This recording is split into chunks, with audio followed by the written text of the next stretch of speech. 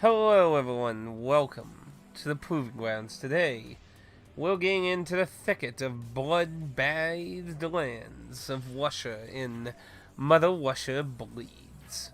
In a alternate setting of Russia, you play as some homeless brawlers who make a living out doing balls. Getting kidnapped and taken to a laboratory, you awaken to find you've been experimented on unknowingly, and, well, you walk through the game breaking out and figuring out what the hell has happened in your absence as your neighborhood and country fall to a strange and eerie drug. Now, outside the basis of being a beat 'em up game, punching combos, jump kicking, sliding, grappling, throwing people around and shit, the unique premise of Mother Russia Bleeds is two things. It is incredibly bloody. I mean, severely bloody. Like, you see scars and blood and people's faces being mauled in. But mechanically, the thing that stands out about the game is the narcotic drug that's around the plot. It is multiple things to you. It is a resource that you get 3 units of.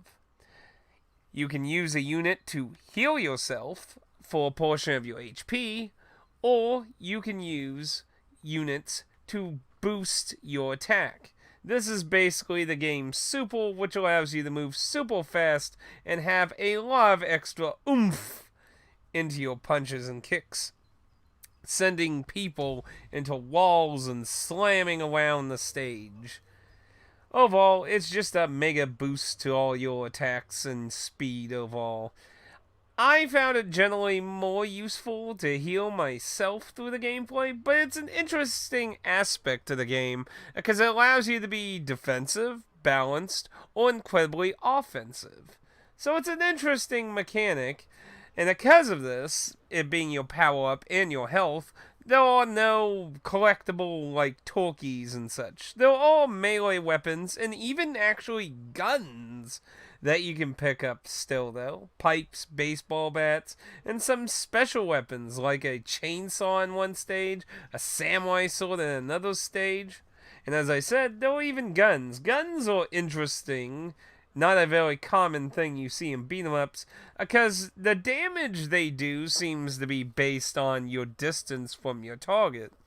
Being really close with a gun usually guarantees a headshot, while being further away will usually give them a brief hit, fall on the ground, and they pick themselves back up, needing 1 more or 2 more shots, depending on your difficulty, to get down to a distance. Most of the melee weapons are pretty good, but honestly, the funnest ones are the ones that you only get to use one time throughout the story, like the chainsaw and the samurai sword. Both fantastically fun little diddly toys that you get your hands on, but they literally only appear at one specific point throughout your journey in the story. Now, artistically and everything, this is sprite based and everything, and it's kind of a mixed bag aesthetically.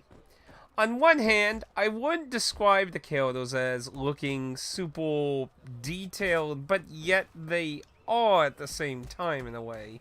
Like, their character themselves I wouldn't describe as detailed, but what the game does go into detail, like I said, is the blood, the scars, the pummeling into people's faces. It goes into detail more with the damage than, say, the actual character sprites. Not to say that the character sprites are bad, but I feel like the 2 reasons for it, I feel like, was so they could go more in the gruesome direction. Because if they had a fancier looking sprite, I don't think they'd be able to justify doing so much damage to it. I feel like it was easier to do having a more simple style to it, if that makes sense to you. But I feel like it was designed to complement the destruction that you and the other enemies get throughout the game. So there's a great little focus on that. Music-wise, there's some good tunes in this game. Like, it's a digital devolve game, so, if you liked Hotline Miami's beats, there were some very good beats in this one. The team that made it, as far as I understand, has not made any other game from what I can tell. So this is their only game, and it was published by Digital Devolve. The team was apparently a French team, oddly enough, considering it takes place in Russia. But you'll go through and you basically get involved in a revolution of overthrowing the corrupt government and trying to figure out what is going on with this drug and stuff. Now, how the drug itself works throughout the game is that the enemies themselves are what provide the resource. Because as I said, you don't collect stuff like turkeys and stuff for healing. The drug is your healing item. So how do you get the drug? There are two types of units that can give you the drug. Regular enemies will have a random chance, and I mean they are random, because you could die and replay that part again and have a completely different enemy give it, or none of them give it, or more give them. Like, there doesn't seem to be at least anything the player gets to identify the regular enemies that get to offer the drug. But if they do offer the drug, they'll swarm on the ground for a limited time, and you can stick your syringe in and suck it out of them before they die. If you also destroy their head by means of, like, with gun headshots or any particular abilities that crush their heads, you also forfeit getting a chance for the drug. There probably is some kind of mechanic, like if you dwell into the code, that might dictate, for example, if you ever looked in how Legend of Zelda dictates what enemies drop, people over time realized there actually was a way to control the items enemies dropped by doing the right things. So there likely is something in the code that probably dictates who becomes it, but nobody knows it. Likely nobody will dig down to find the answer for that. But the other enemy is the one that you can tell. They will have green skin. If they have green skin, they are guaranteed to give you the drug when they die, as long as you don't destroy their head. So you want to savor them gently into the ground so you can syringe all the goods out of them, heal up and all that. Now, this game's up to 4 players, no online. There was no online, there was only local. So you'll have to use, if you're playing on PS4 or Steam, you'll have to use the kind of share play way to play online. It is on Switch, it is not on Xbox. But you can play up to 4 players. The amount of enemies that show up in the stages are dictated by the amount of players. So there are way more enemies with more players. And I've tried different sections of this solo and with bots.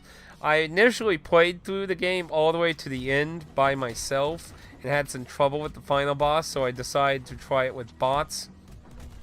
And it was crazy how many more enemies were added just because I added 3 bots. And you can add 3 bots into the game, so you get a nicer way of killing those. Sadly, the bots or not, there's no way you can dictate what to do or anything. I think it would have been nice to maybe set a kind of AI, and there's 2 reasons for that.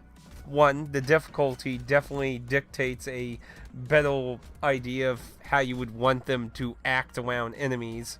While on easy, you can go a lot more mishy-mashy with the drug. On hardcore, you gotta be smart with it, and the AI is not smart with it.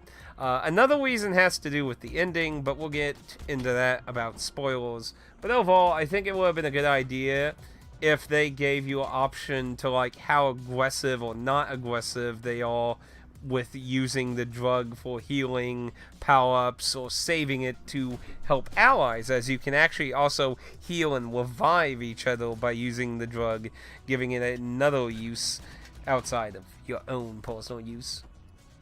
The game does not have continues, lives, or anything like that. Everyone dies, you go to a checkpoint. There are checkpoints throughout the stages and that, so you can die as many times as you want. You just go back to a certain checkpoint, wherever the last checkpoint you hit. And that's pretty forgiving for the majority of the game until, like, the dead end, where it could spike in difficulty depending on how good or bad you are at the game. Now, I didn't really consider the, how should I say, the difficulty curve of most of the fighting until further into the game. Like, I'd say the last 3 stages are where it really picks up on some more difficulty.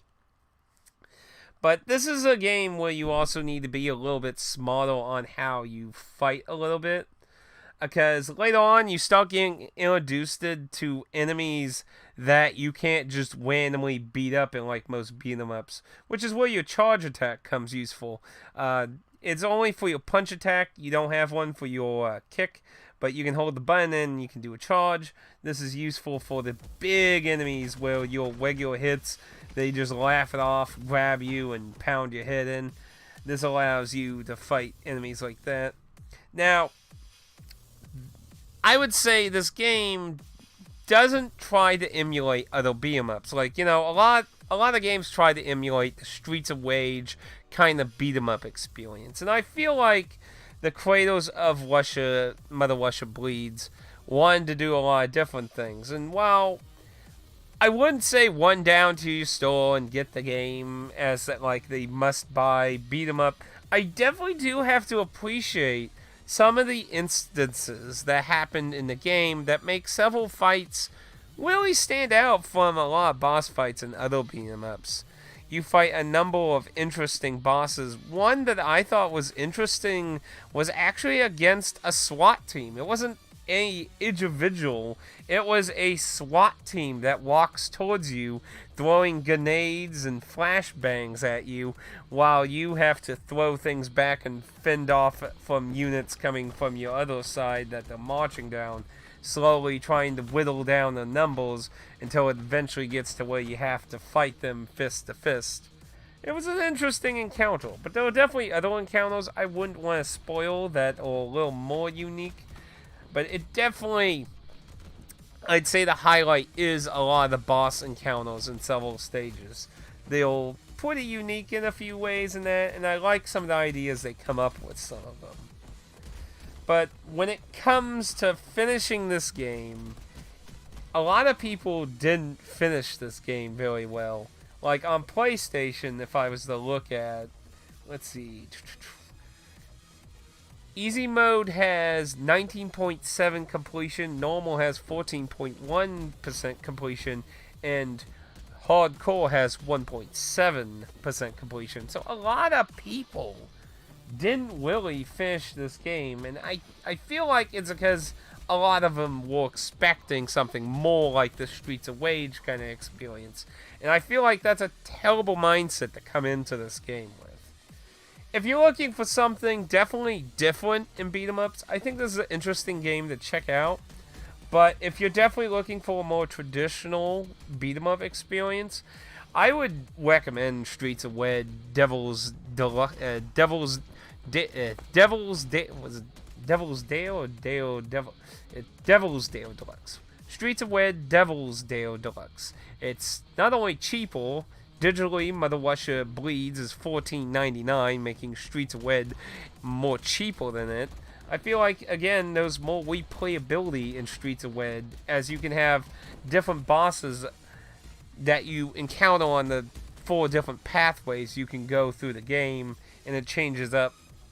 There's nothing like that. There is a decent number of stages here in different settings and such. This is a very graphic game, as I said. It's very bloody. I mean, there's a few times where you even see a few crotch parts, which is...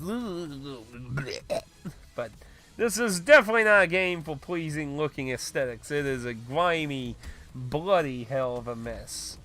But I wouldn't say it was bad, like I said. I enjoyed it, but I felt like I ironically had more fun playing in solo.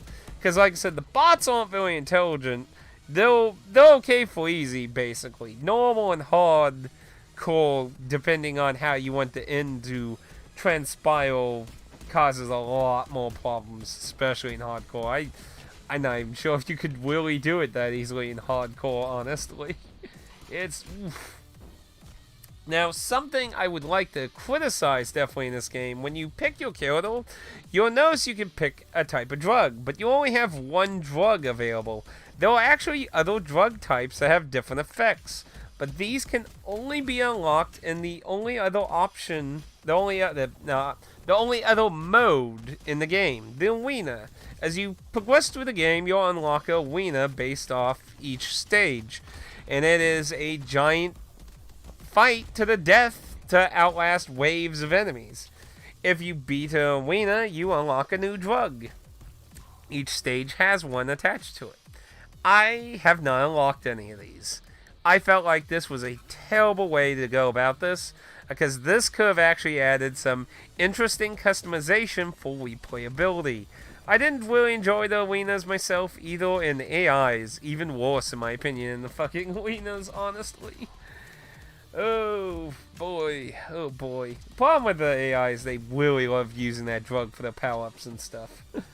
They don't like using it for healing as much. It's like, ugh, ugh, ugh.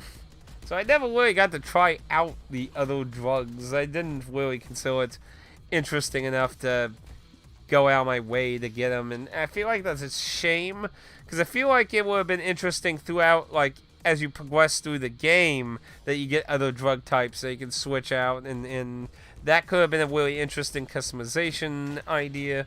And I mean, you could have still had some attached to arena stages, but I think it just was kind of stupid to attach all of them to the arena.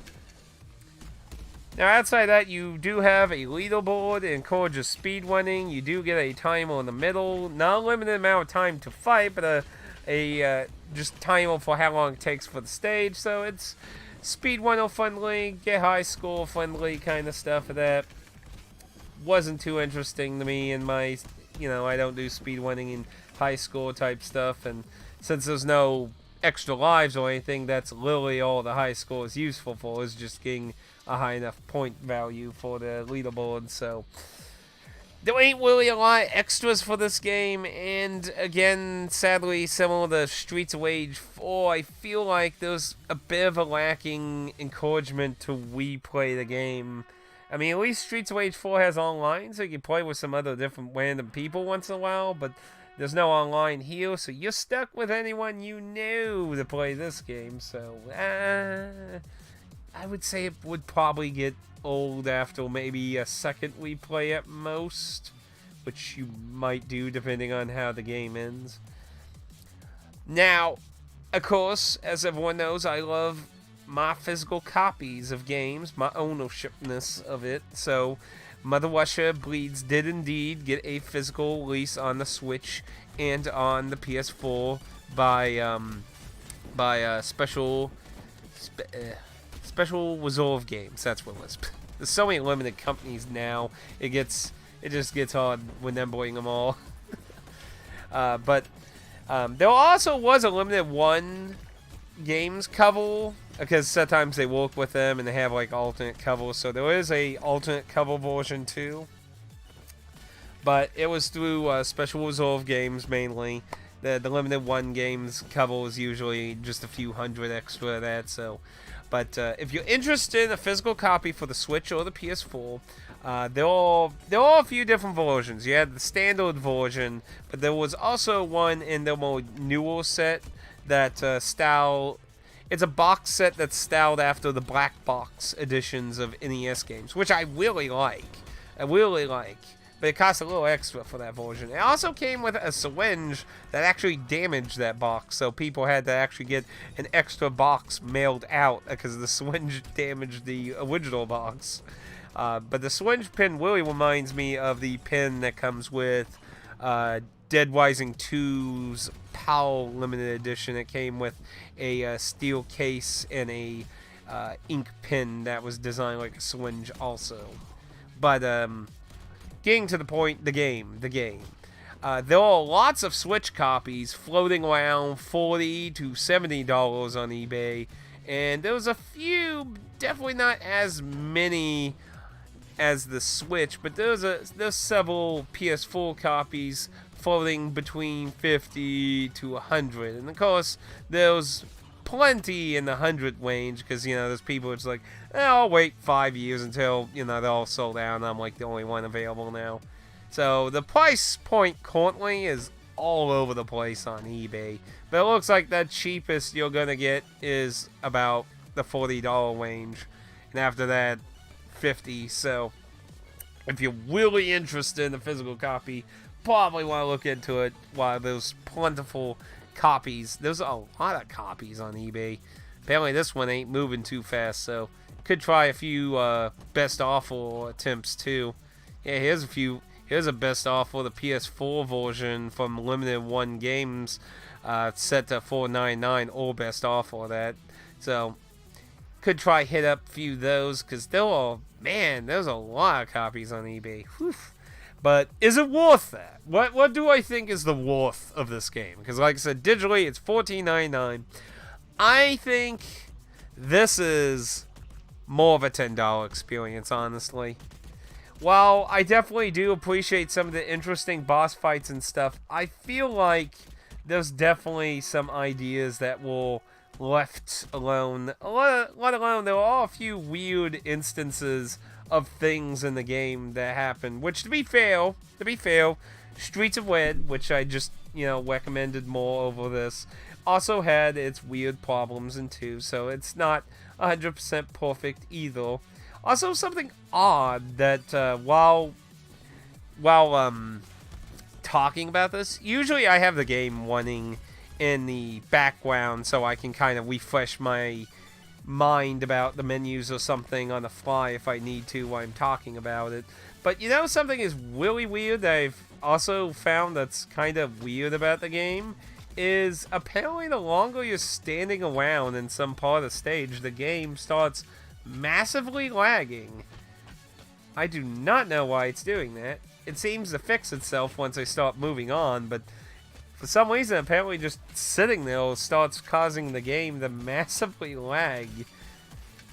I do not know why that is. That's very, very odd. I'm not sure about that. But yeah, the characters don't have a lot of crazy development or anything. The story is pretty much there for you to do all the fights and such, and the lack of online hurts some of the replay when it always has limited replay. I just don't feel like it's a $15 experience. I feel like it's more of a $10 experience, which is, again, pretty crazy considering Streets of Red, which I think is better in my opinion. I think it's much better, having alternate routes and options and things. It's cheaper than this. So, that one's kind of poof. Actually, I wonder how much Streets of Red is actually on eBay right now. Out of curiosity.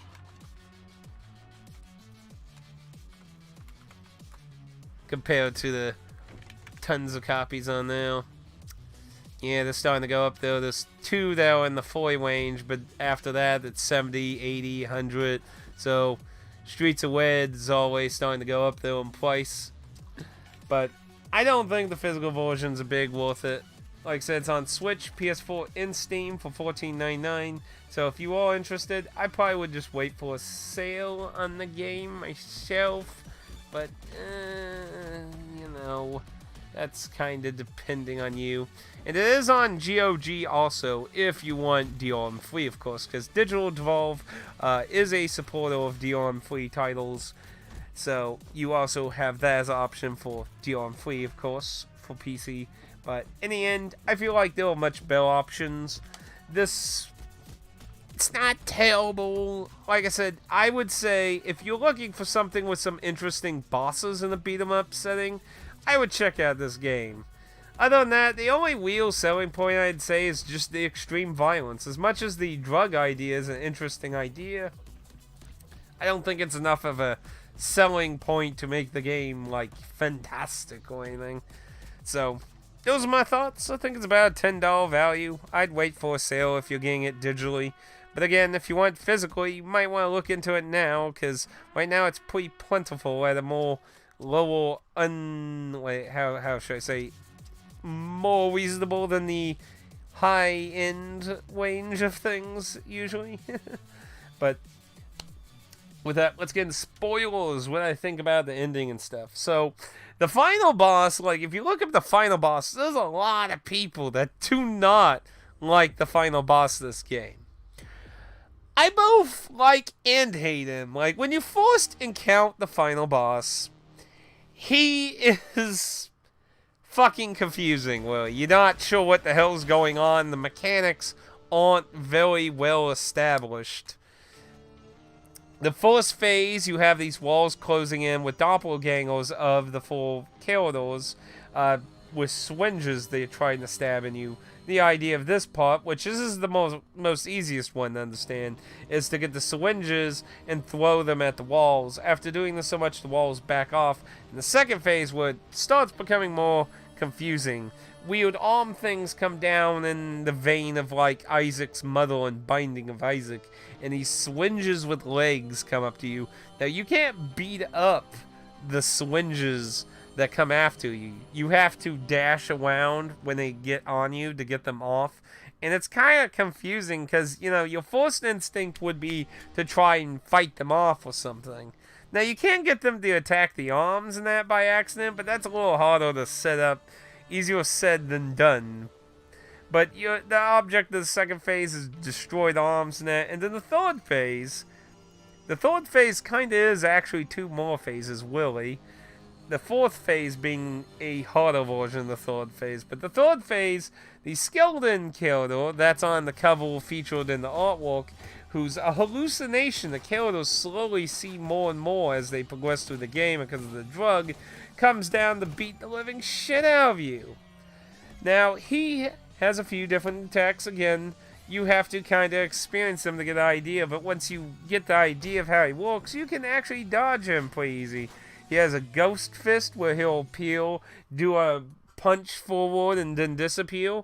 This can be easily maneuvered by going up and down and jumping about. He does a slam thing where he'll temporarily appear and then slam into the ground, shake everything. Again, jumping in the air can avoid this. Then he does a big meaty arm punch across the entire screen in a straight row. Get out of the way. Now, during this phase, they're all doppelgangers attacking you again, but they're not too much of a problem during phase 3. But after doing enough damage to the boss, because after doing some of these phases, they're tired down, and it's always after the syringe round. So there's this one attack he does where he blows you away from him, throwing syringes, so you kind of have to move and jump between them. But once he's done with that, he gets tired out, and this is your moment to attack the boss. And if you don't realize that on your first playthrough, because like me, the first time encountering him, I'm trying to hit him, and then just I can't get to him, everything keeps throwing me off. This is the only moment you can attack him. And after doing it so much, you'll trigger the fourth phase, where he splits into two, and there's two of them doing all these actions. This is the part that's bullshit, even if you understand what's going on, and it's because of the syringe phase. So the syringe phase pushes you far away from him. It is not easy to move upward during this. You're mainly just dodging the syringes. The thing that's unfair in phase 4 is if one does the syringe and then the other one decides to do the big arm stretch attack on the bottom of the screen, you can do nothing. You will be hit guaranteed. And it's bullshit. And that's one of the... Once you understand all the phases, that is basically the thing that makes and breaks finishing the boss fight. I crossed my damn teeth finishing off the boss for the true ending. But you might be like, why is that so hard? Don't you have healing? Well, the true ending is why the final boss is hard. If you're not getting the true ending, then yes, the final boss can be more easier, because as long as you go in with 3 units, or you continue, because continue sends you to the checkpoint right at the beginning of phase 1, you're given 3 units of your syringe automatically on the continue, so. But the thing is, you'll get the sad ending for using the swinge. The idea of the final boss is you're overcoming the weird narcotics effects on your body by fighting this illusion of an entity representing the drug. Using the drug during his boss fight will guarantee you the sad ending where you die. You save the country, but you die. Overcoming him without using the swinge at all gets you the true ending. And this is also where bots are a problem. Bots do not have any command to tell them, do not use the swinge. Bots using the swinge, guaranteed sad ending. So you basically have to do it solo if you don't have any friends to control any characters, because you'll only get the sad ending. And it is sucky hard to get the true ending. Luckily, if you're like a trophy achievement type person, the true ending and the sad endings are their own trophies. There isn't like, get the true ending on hardcore or anything like that. So if you do dare to try do a hardcore playthrough, you can just get the sad ending and be all goody-doody, goody-woody on that, yeah. And speaking of trophies and that, this does feature a Platinum trophy on PS4 and trophy list on Steam, so if that's your cup of tea, there's ones to be had. Unluckily for you, though, some of them are fucking hard. And some of them are also doing certain things and stages and stuff. Oddly enough to me, looking through the trophy list, so many of these trophies were not gotten. Many of these are like in the tens and one-digit percentages. There's a few 20s, about 140, 130, 160, and many of the others are just really low on the table there. I mean, hell, for the Platinum, there's 0.4% people with the Platinum for this game on PS4. So, not a title a lot of people went after a lot of trophies on. But hey, if it's your cup of tea, it's there. That's your part.